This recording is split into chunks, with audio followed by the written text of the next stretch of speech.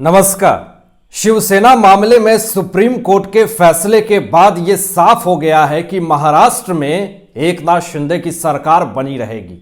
इसके बाद बीजेपी और शिवसेना के शिंदे गुट ने अपनी खुशी जाहिर की है। दोस्तों, महाराष्ट्र के मुख्यमंत्री एकनाथ शिंदे और उप मुख्यमंत्री देवेंद्र फडणवीस जी ने प्रेस कॉन्फ्रेंस पर सुप्रीम कोर्ट का आभार जताया है। उन्होंने कहा है कि जो लोग सुप्रीम कोर्ट के निर्णय पर अटकलें लगाते हुए कहते थे कि हमारी सरकार जाएगी, आज उन्हें जवाब मिल गया है। सीएम एकनाथ शिंदे ने पूर्व मुख्यमंत्री पर निशाना साधते हुए कहा कि इस्तीफा उद्धव ठाकरे ने दिया था, आपके पास अल्पमत था। कितने लोग बचे थे? उन्हें पता था कि उनकी हार हो जाएगी और तब राज्यपाल ने निर्णय लिया जो सही था। शिवसेना और बाला साहेब की विचारधारा को बचाने का काम हमने किया, ये एकनाथ शिंदे जी कह रहे हैं। दोस्तों, शिंदे जी ये भी कहते हैं कि नैतिकता की बात अब करने से अच्छा तब करनी चाहिए थी जब चुनाव हुआ था। तब अगर लोगों का निर्णय देखते हुए नैतिकता की बात करते तो भाजपा शिवसेना की सरकार बन जाती, लेकिन इन्होंने कुर्सी पाने के लिए फैसला लिया।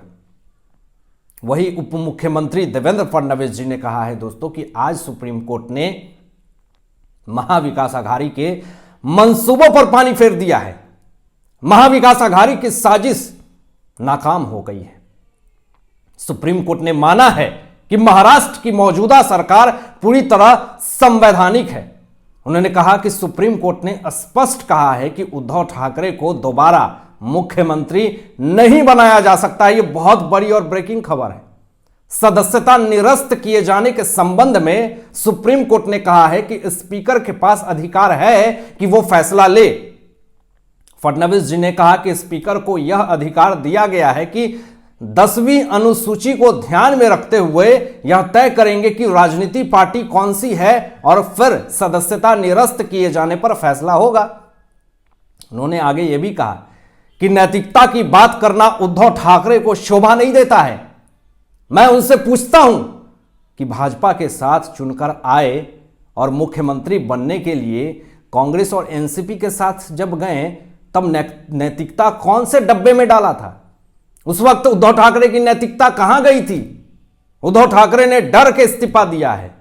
महाराष्ट्र में करीब साल भर पहले हुए सियासी उठापटक पर आज सुप्रीम कोर्ट ने दोस्तों फैसला सुना दिया और फैसले की सबसे बड़ी बात यह है कि एकनाथ शिंदे मुख्यमंत्री बने रहेंगे।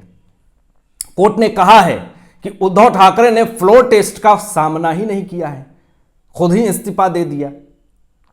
ऐसे में अदालत इस्तीफा रद्द नहीं कर सकती है। हम पुरानी सरकार बहाल नहीं कर सकते हैं, यह सुप्रीम कोर्ट कह रही है। फैसले के बाद पूर्व मुख्यमंत्री उद्धव ठाकरे ने क्या कहा, जरा सुनिए। उन्होंने कहा कि मैं गद्दार लोगों के साथ सरकार कैसे चलाता, गद्दारिता तो आपने की थी। आगे कहते हैं उद्धव ठाकरे कि शिंदे सरकार में नैतिकता नहीं है, नहीं तो वो आज इस्तीफा दे देती। इस पर डिप्टी सीएम देवेंद्र फडणवीस जी ने कहा कि उद्धव ने नैतिकता नहीं बल्कि हार की डर से उन्होंने इस्तीफा दिया। मुख्यमंत्री बनने के लिए कांग्रेस और एनसीपी के साथ चले गए मुंह उठा करके। ये पॉइंट अहम, विधायकों के डिस्क्वालिफिकेशन पर फैसला कौन करेगा, ये बहुत ही अहम पॉइंट है दोस्तों। इस पूरी कहानी की शुरुआत हुई थी एकनाथ शिंदे समेत 15 विधायकों की बगावत से। इनका फैसला होना फिलहाल बाकी है। सुप्रीम कोर्ट ने कहा है कि वह शिंदे और 15 अन्य विधायकों को पिछले साल जून में मुख्यमंत्री उद्धव ठाकरे के खिलाफ बगावत करने के लिए अयोग्य नहीं ठहरा सकता है। यह अधिकार जो है, जो 15 विधायक अयोग्यता का फैसला होना है, यह अधिकार स्पीकर के पास तब तक रहेगा जब तक कि सुप्रीम कोर्ट की बड़ी बेंच इस पर फैसला नहीं सुना देती है।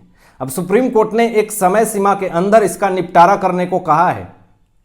महाराष्ट्र विधानसभा के मौजूदा स्पीकर बीजेपी के राहुल नार्वेकर वो 2 काम कर सकते हैं, या तो बागी विधायकों के डिस्क्वालिफिकेशन का मुद्दा लटकाए रखेंगे या इन विधायकों की सदस्यता बरकरार रखने का फैसला ले सकते हैं। लेकिन स्पीकर फैसला ले सकता है, यह सुप्रीम कोर्ट ने ऑर्डर दे दिया है। अब ये तो बीजेपी के हाथ में है कि 16 विधायकों की अयोग्यता पे क्या फैसला सुनाना है, ये स्पीकर के हाथ में है। स्पीकर बीजेपी के साथ है। तो सुप्रीम कोर्ट के फैसले से उद्धव ठाकरे बुरी तरीके से हिल चुके हैं, क्योंकि जो झटका उन्हें मिला है, उन्होंने सोचा नहीं था कि सुप्रीम कोर्ट की तरफ से यह बड़ा झटका उन्हें मिलेगा। और इधर देख लीजिए कि बिहार के मुख्यमंत्री नीतीश कुमार उद्धव ठाकरे से मुलाकात कर रहे हैं, गठबंधन बनाने की कोशिश कर रहे हैं। मतलब चारों तरफ से ठोकर खा करके जितने भी हारे थाके लोग हैं उससे जाकर के नीतीश कुमार मिल रहे हैं और ऐसी हरकत कर रहे हैं जिससे बिहार की जनता नीतीश कुमार को अब और ज्यादा नापसंद कर रही है। उद्धव ठाकरे तो खुद कहीं के नहीं है, अब लगता है कि नीतीश कुमार को भी उद्धव ठाकरे कहीं का नहीं छोड़ेंगे। इस पर जो पूरा विवाद चल रहा था महाराष्ट्र सत्ता संघर्ष को लेकर के पिछले 11 महीने से, उस पर सुप्रीम कोर्ट ने फैसला आखिरी में सुना दिया और उद्धव ठाकरे को करारा झटका दे दिया। लेकिन अब बौखलाहट में आकर के आदित्य ठाकरे और संजय राउत क्या बोल रहे हैं, जरा ये सुनिए। बौखलाहट में आकर के आदित्य ठाकरे यह कह रहे हैं कि यह शिंदे सरकार जो है वह बिल्डर और ठेकेदार की सरकार है, यहां पर घोटाले हो रहे हैं और घोटाले करने वाले बिल्डर और ठेकेदार हैं।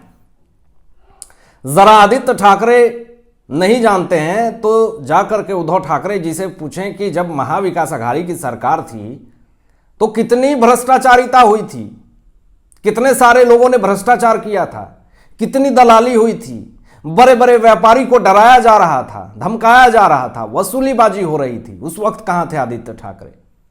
आदित्य ठाकरे जिस तरीके से आरोप लगा रहे हैं वह अपने आप में बहुत ही शोचनीय है। और जब आपकी सरकार नहीं है तो आप सरकार पर आरोप लगा रहे हैं क्योंकि आपके पास कोई ऑप्शन नहीं है। लेकिन अब बौखलाहट में आकर के संजय राउत क्या बोल रहे हैं सुप्रीम कोर्ट के फैसले आने के बाद, जरा ये सुनिए। ये तो शून्य हो चुके हैं, इनके पास तो कोई अब जवाब बचा ही नहीं है बोलने के लिए। इन्हें अभी भी भरोसा नहीं हो रहा है कि सुप्रीम कोर्ट मेरे पक्ष में फैसला कैसे नहीं सुनाया। इन्हें अभी भी भरोसा है, विश्वास है कि एकनाथ शिंदे की सरकार खत्म हो जाएगी, या पिछले 1 साल से मेढक की तरह टर टर टर टर कर रहे हैं। 15 दिन में शिंदे की सरकार गिर जाएगी, 20 दिन में शिंदे की सरकार गिर जाएगी। तो यह पिछले कुछ दिनों से जो बातें बोल रहे हैं वह तो पूरी तरीके से खारिज हो गई। और इससे यह साबित हो जाता है कि संजय राउत जो कुछ भी बोलते हैं उसका कोई आधार नहीं होता है। अब बोल रहे हैं संजय राउत कि मुझे न्याय की उम्मीद है, 16 विधायक अयोग्य हुए तो बाकी 14 विधायक भी अयोग्य हो जाएंगे। सवाल यह उठता है कि संजय राउत जी 16 विधायक अयोग्य होंगे तब तो 24 विधायक अयोग्य होंगे। सुप्रीम कोर्ट ने तो साफ तौर पे यह कह दिया है कि जो 16 विधायक अयोग्यता का फैसला है वह स्पीकर ले सकता है। और स्पीकर कौन है? बीजेपी के राहुल नार्वेकर जी। तो यह स्पीकर होल्ड भी कर सकता है इस अयोग्यता के फैसले पर। तो अभी सरकार चल रही है, बीजेपी के स्पीकर हैं, सब कुछ अच्छे से चल रही है, तो उन्हें क्या जरूरत पड़ी यह फैसला सुनाने की? तो कहीं ना कहीं एक बड़ा झटका मिल चुका है उद्धव ठाकरे जी को। सारी हेकड़ी जो है वो इनकी निकल चुकी है। जिस तरीके से आरोप लगा रहे हैं और जो बातें बोल रहे हैं कि यह सरकार ज्यादा दिन तक नहीं चलेगी, यह सरकार भी चलेगी और आने वाले समय में सरकार बहुत अच्छा भी काम करेगी। और देवेंद्र फडणवीस जी ने तो सारे विपक्षियों की बोलती बंद कर दी है। धन्यवाद।